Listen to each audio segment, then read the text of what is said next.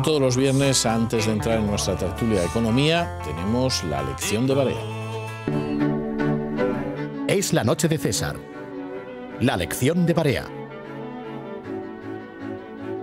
Un tema de mucha actualidad en la Unión Europea es el proyecto de gobierno económico europeo.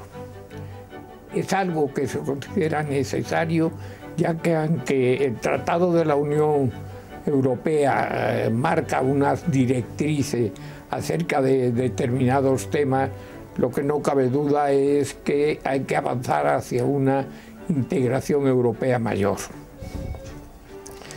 En este proyecto de gobierno europeo, para hacer frente a la grave crisis mundial, pero que está afectando principalmente a Europa, están surgiendo discrepancias acerca de qué medidas tendría que adoptar la Unión Europea para salir de esta crisis que cada vez está causando mayores trastornos en la Unión Europea, tanto de crecimiento como de empleo.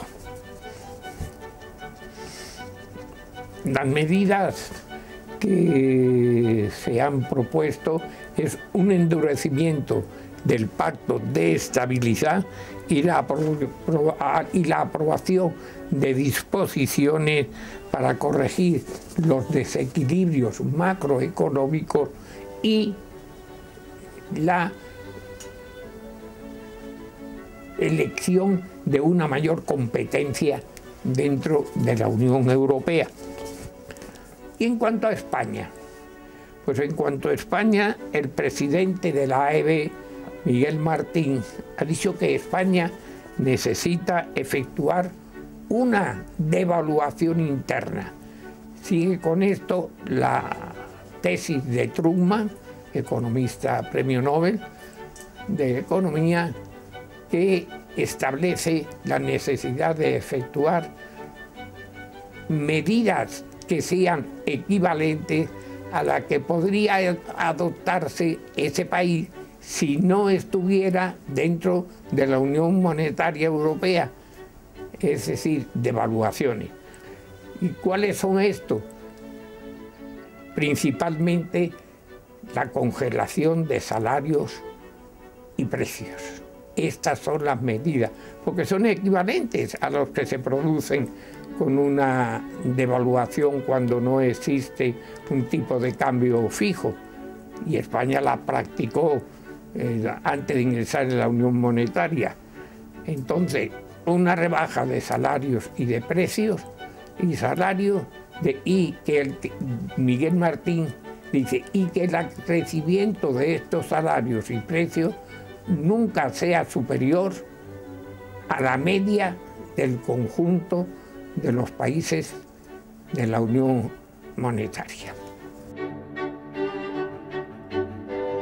Bueno, pues ya estamos de regreso para dar inicio a nuestra tertulia de economía. Esta noche está con nosotros doña Susana Criado. Muy buenas noches, doña Susana. Muy buenas noches, don César. Y don Manuel Llamas. Muy buenas noches, don Manuel. Buenas noches, don César. Bueno, ya saben ustedes que el gobierno de Rodríguez Zapatero se está comprando la deuda con el dinero de la Seguridad Social, que es algo verdaderamente notable. España ha crecido un 0,2% en el segundo trimestre. La prima de riesgo española se ha plantado en los 285 puntos. El 14 de julio tenemos stress test de la banca y, por contar algo que no tenga que ver con España, existe un riesgo en Italia, que es el de que se contagien de la gripe española, lo cual es algo canalla porque la gripe española, como todo el mundo sabe, era francesa. En este caso parece ser que además la gripe española puede ser española. En fin, yo les dejo estos temas sobre el tapete y ya lo saben ustedes, añadan lo que quieran, descártense de lo que les parezca y empezamos a jugar. Pues yo, si me permite, voy a añadir una expectación, una inquietud, algo que me reconcome, y es que mañana Rubalcaba podría desvelar ese gran secreto que nos ha ocultado en los últimos 7 años, porque parece que tiene la pócima secreta para salir de la crisis y para crear empleo. Usted ha venido hoy maligna, ¿eh? No, o sea, ahora ya que ha soltado lastre y que ya ha relegado por completo a Zapatero y ha dicho que ya deja sus cargos en el gobierno y que se va a ser solo el candidato,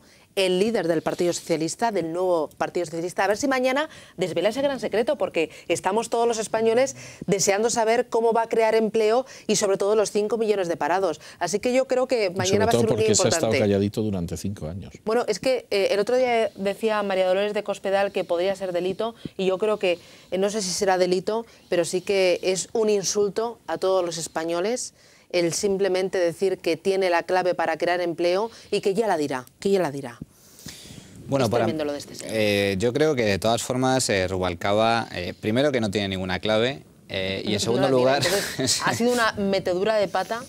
Sí, pero bueno, como tantas otras. Pero esta es más gorda, porque yo creo que es un insulto a todos los españoles con la que está cayendo nuestro país y con la que va a seguir cayendo en los próximos meses. Es decir, que tiene la clave para salir de la crisis y que no, que de momento no la dice. Si algo ha demostrado este gobierno, creo que es, pero además de forma clara, que toma a los españoles por tontos. Lo que pasa es que los españoles han demostrado que de tontos no tienen ni un pelo, y se ha demostrado con las últimas elecciones autonómicas y locales. El varapalo que en la materia del Partido Socialista ha sido brutal después de tantas mentiras. Pero sin embargo parece que el Partido Socialista no ha aprendido, porque en los últimos días hemos visto a un Rubalcaba que intenta girar a la izquierda e intenta buscar votos de la izquierda, y yo creo que eso en las elecciones del 22M quedó claro que no funcionaba. Entonces, yo creo que no ha aprendido la lección Rubalcaba ni todo el Partido Socialista. Bueno, de todas formas, yo creo que sí se está produciendo ese giro a la izquierda, con lo cual menos esperanzas para que realmente exista una clave para poder crear empleo. El PSOE no la ha tenido, desde luego lo ha demostrado a lo largo de estos últimos años, y el giro a la izquierda que parece dar Rubalcaba con este tipo de guiños al movimiento 15M, creo que es una prueba inequívoca de que, en todo caso, las medidas que pondría en marcha para impulsar la creación de trabajo serían todavía peores que las adoptadas hasta ahora. Ahora estamos viendo en los últimos días una total descoordinación de nuevo dentro de los miembros del gobierno con el tema de los impuestos.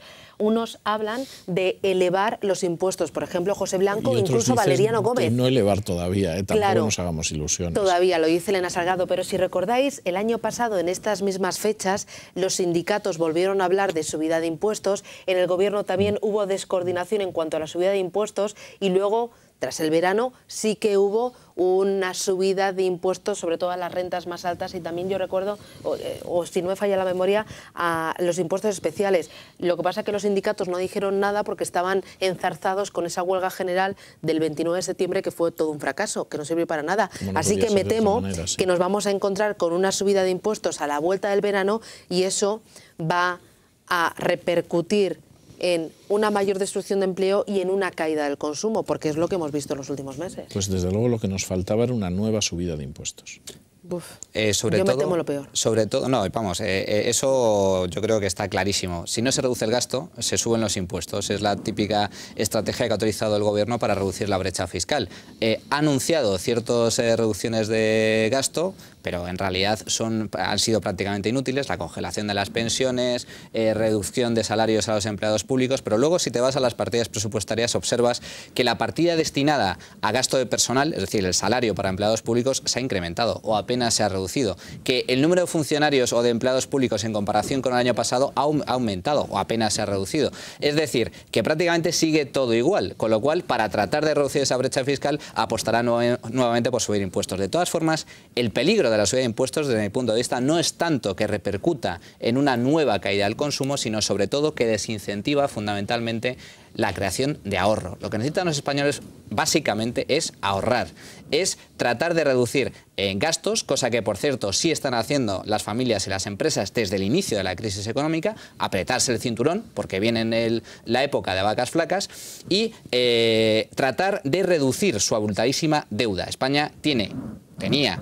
un muy grave problema de deuda privada, al que se ha sumado, debido a la política de Zapatero, un problema de deuda pública. Con lo cual, para reducir la deuda es necesario reducir gastos, ahorrar dinero para tratar de amortizar esa deuda o finalmente reestructurar. Es decir, es lo que se ha llevado a cabo pues con la desaparición de empresas que no ha podido sobrevivir y finalmente han tenido que cerrar. Bien, una subida de impuestos lo que hace es justo lo contrario, porque si tú dispones de 100 para poder consumir, cubrir tus gastos corrientes y al mismo tiempo tratar de ahorrar algo, si te suben los impuestos y de esos 100 te quitan 20, automáticamente seguirás manteniendo tus gastos corrientes, pero lógicamente tendrás menos capacidad para ahorrar. Claro, Tenemos que hacer una pausa, pero yo le doy el uso de la palabra en cuanto que regresemos.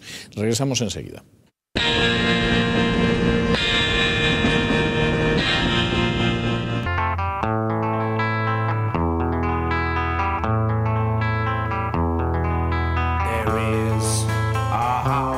Ya estamos de regreso y doña Susana, lo prometido es deuda. Bueno, comentaba Manuel que esa subida de impuestos lo que va a hacer es mermar la capacidad de consumo y la capacidad de ahorro de los españoles, pero además de la subida de impuestos que llegará tras el verano, aunque lo niegue de momento Elena Salgado, tenemos una subida de inflación, el 3,2%, que eso nos empobrece a todos, y al mismo tiempo tenemos subida de tipos de interés. Esta misma semana el Banco Central Europeo elevaba los tipos de interés en 1/4 punto y se comenta que no va a ser la última subida este año, 2011.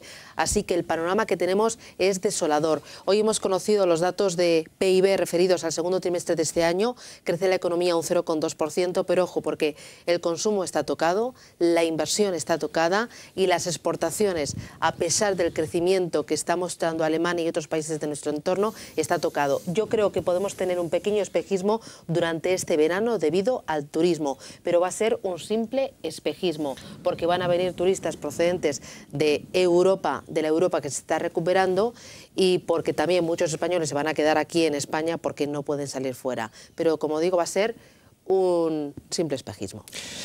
Pues hablando de espejismos, voy a intentar negar la mayor. Yo creo que el PIB como tal no sirve como indicador para medir la economía. Es decir, es un mero índice estadístico elaborado por políticos y para intereses políticos, al igual que los de la inflación.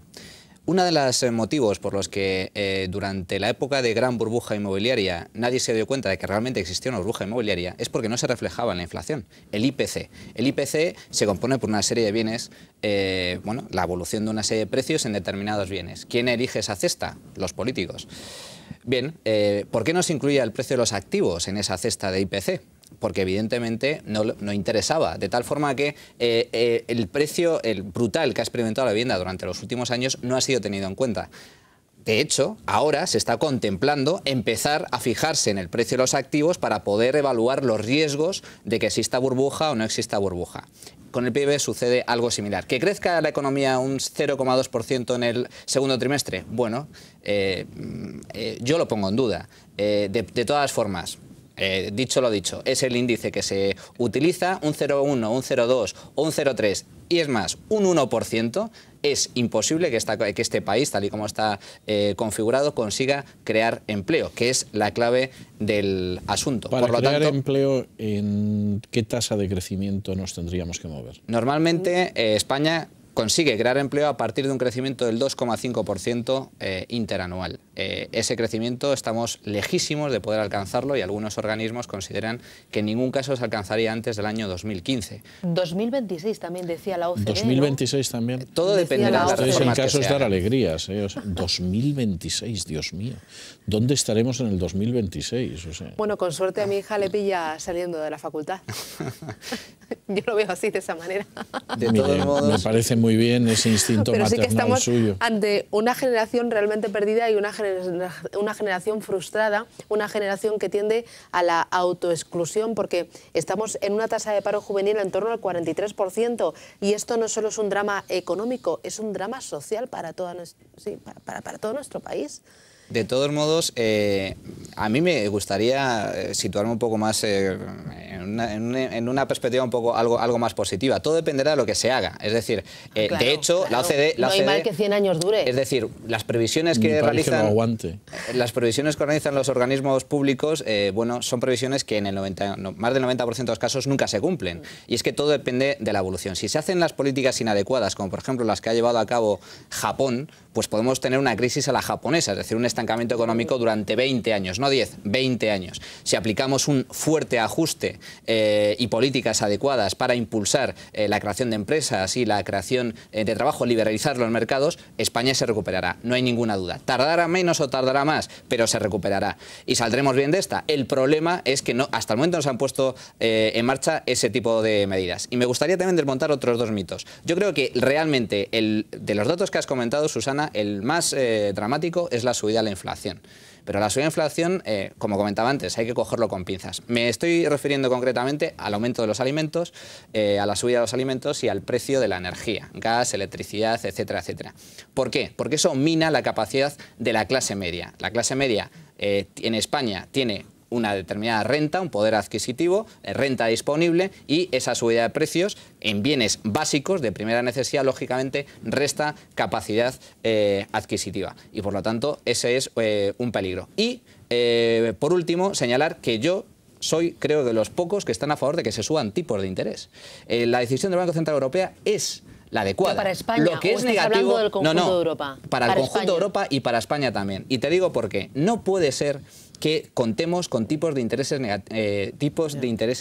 reales negativos. Es decir, la evolución de la inflación es superior al tipo de interés. Lo que ocurre que díselo a esa familia que está pagando una hipoteca actualmente y que ve que en casa antes entraban 2 sueldos y ahora entra uno, y que encima ese uno que entra está temblando, porque el panorama que tenemos por delante es desolador. Uno tiene miedo a perder su puesto de trabajo, y no a perderlo, sino a que si uno entra en el paro, las posibilidades de salir son escasas, porque tenemos un paro de larga duración muy largo.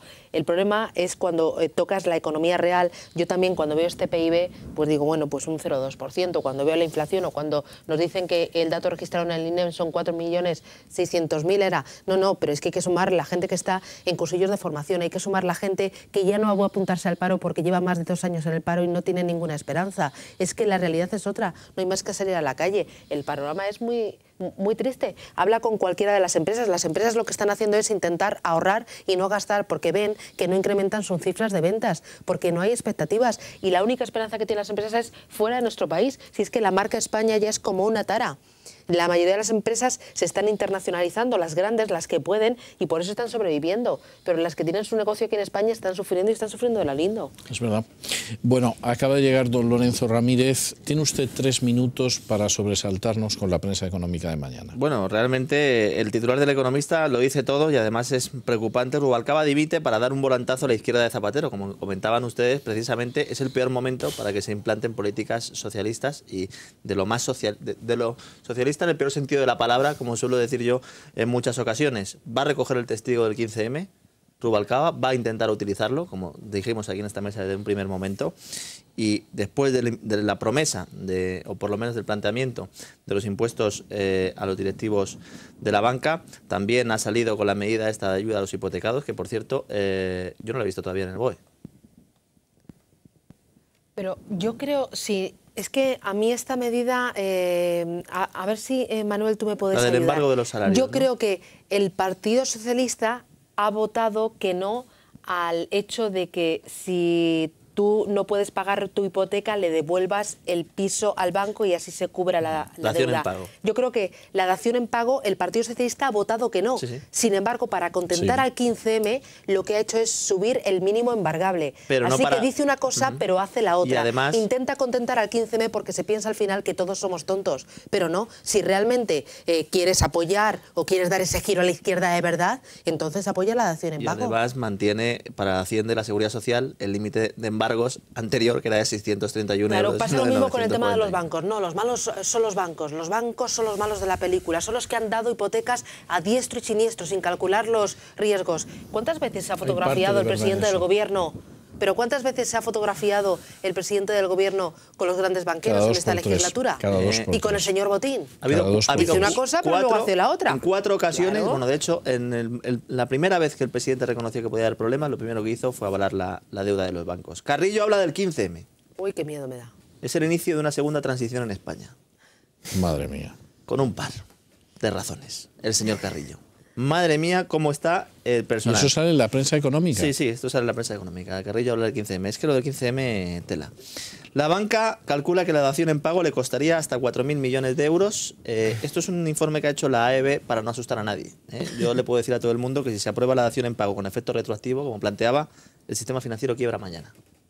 Hay un problema. En primer lugar, los bancos evidentemente se han equivocado, han concedido hipotecas a gente con escasa capacidad. Nos hemos equivocado todos, pero los bancos y también quienes se han endeudado por encima de sus posibilidades. Y los políticos los bancos por conceder y cada uno de nosotros tenemos una responsabilidad personal. Y el sector público que ha dado también, privilegios a la banca para que pueda hacer. Todos nos hemos equivocado. Pero es que yo sepa, yo no conozco a ningún banquero o a ningún banco que haya cogido a alguien por la calle y le hubiera puesto una pistola a la cabeza para que acepte una hipoteca obligatoriamente. Es más, la gente acudía en masa a los bancos a pedir hipotecas. Nos hemos equivocado todos, los bancos y también las familias. Es cierto que no se ha aprobado la dación en pago, pero se ha aprobado una dación en pago encubierta. Es decir, en la práctica sí es una dación en pago, porque si subes el umbral del valor del piso a la hora de subastarlo, del 50 al 60%, eso es mucho dinero. Al banco lo último que le interesa es quedarse con el piso. El banco prefiere renegociar la hipoteca si la tienes a 20 años, a 30 años, de darte 2 años de paréntesis para que no pagues la hipoteca, porque lo último que quiere el banco es quedarse con el piso. Eso sucedía antes. No quieren los ladrillos. Eso sucedía antes. Al principio de la crisis incluso aceptaban la dación en pago de forma, es decir, cogían las llaves, bueno, pues me quedo con el piso, no hay problema, te renegocio la hipoteca y daban múltiples vías. Desde hace ya algunos meses los bancos no negocian. Subastan, ejecutan las hipotecas y subastan los pisos porque no sirve de nada lo contrario. Tiene usted 10 segundos. Municipio de Piélagos, en Cantabria, que no hay dinero, sí hay dinero, 40.000 euros. ¿Para qué? Para fomentar actuaciones que contribuyan a garantizar el respeto de los derechos humanos en cualquier parte del mundo. ¿Dónde has dicho que era?